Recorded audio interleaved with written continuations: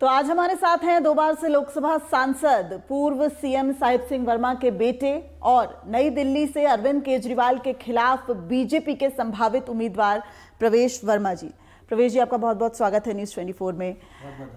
आम आदमी पार्टी का जो आरोप है, बहुत बड़ा आरोप दिल्ली विधानसभा चुनावों में, कैश फॉर वोट, आपको लगता है वोट खरीदना जायज है?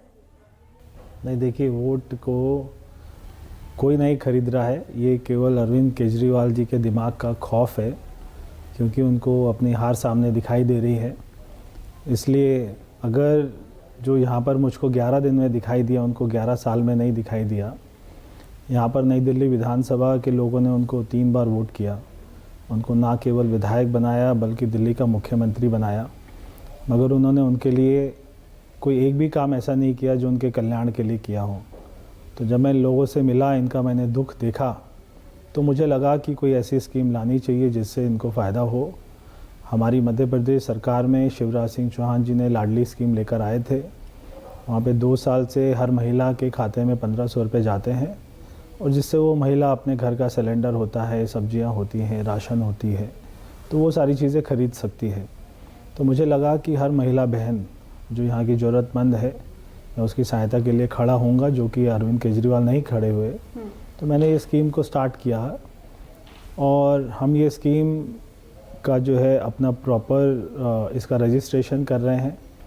सारी महिलाएं बहनें वहाँ पर आ रही हैं और उनका कार्ड बन रहा है, और उनको बहुत ही सम्मानपूर्वक हम उनका सम्मान कर रहे हैं। लेकिन दिल्ली में तो लाडली योजना कोई स्कीम अभी तक है नहीं। देखिए, ये जो है स्कीम, ये मेरी संस्था है राष्ट्रीय स्वाभिमान, ये हमने शुरू करी है। और कोई भी संस्था अगर उसकी क्षमता है, और ये पहली बार कोई हमारी संस्था नहीं अपना काम कर रही है, हमने पहले बहुत बड़े बड़े काम किए हैं इसमें। अभी तक अगर मैं आपको बताऊं तो 50 करोड़ रुपए से ज़्यादा के काम अभी तक हम अपने संस्था में कर चुके हैं। और ये जो सारा पैसा होता है, ये जो हमारे मित्र होते हैं या जो ऐसे चैरिटी करना चाहते हैं, उनसे इकट्ठा करते हैं, हम उनसे मदद मांगते हैं और फिर इसको ज़रूरतमंदों के हिसाब से लगाते हैं।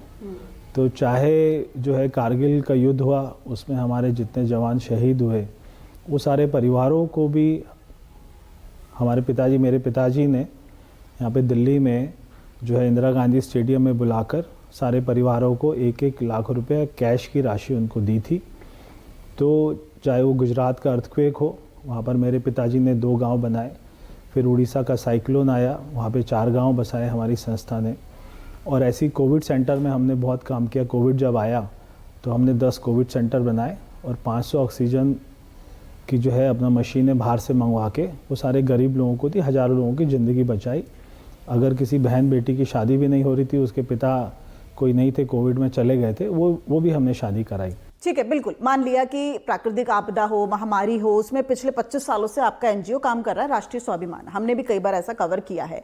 लेकिन जब चुनाव हैं, ऐसे में कहीं ना कहीं राजनीतिक लाभ के लिए आप एनजीओ का इस्तेमाल नहीं कर रहे हैं, आपको लग रहा है? देखिए, अगर जो है चुनाव आ रहा है दिल्ली में, तो खाली मेरी एनजीओ तो काम नहीं कर रही। दिल्ली में हज़ारों एनजीओ काम करती हैं, देश में हज़ारों एनजीओ, लाखों एनजीओ काम करती हैं।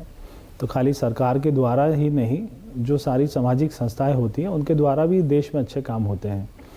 तो इसलिए आज क्योंकि चुनाव आ रहा है, तो अगर कोई एनजीओ दिल्ली में वो जाती है, रात को किसी को ब्लैंकेट नहीं होता है उसको कंबल दे देती है, अगर किसी गरीब का इलाज करवा देती है, अगर उसको आँखों का चश्मा दे देती है, अगर उसके बच्चों की शादी कर देती है, तो एनजीओ अपना काम करना तो बंद नहीं कर सकती। लेकिन टाइमिंग बहुत इंपॉर्टेंट है ना प्रवेश जी यहाँ पर, क्योंकि चुनाव फरवरी में है और किसी भी वक्त डेट्स जो है वो अनाउंस हो सकती है। ऐसे में अगर अभी नगद लाभ मिलेगा, जैसे मैंने कहा कि मेरी जो एनजीओ है, हमारी जो एनजीओ राष्ट्रीय स्वाभिमान, ये पूरा साल ही काम करती है।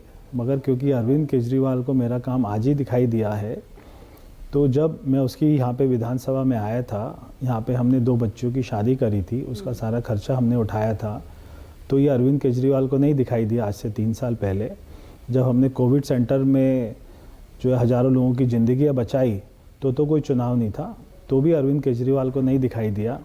अब हमारी एनजीओ काम कर रही है, अब क्योंकि चुनाव है तो मैं कोई अच्छा काम करने से इसलिए नहीं रोक सकता अपने आप को, क्योंकि हमारे सामने चुनाव है। तो एनजीओ अच्छा काम करती रहती है, अभी चुनाव की घोषणा नहीं हुई है, तो जब तक आचार संहिता नहीं लग जाती है तब तक कोई भी अच्छा काम करने से, और जो मैं काम कर रहा हूँ मैं कोई भी कानून का उल्लंघन नहीं कर रहा हूँ।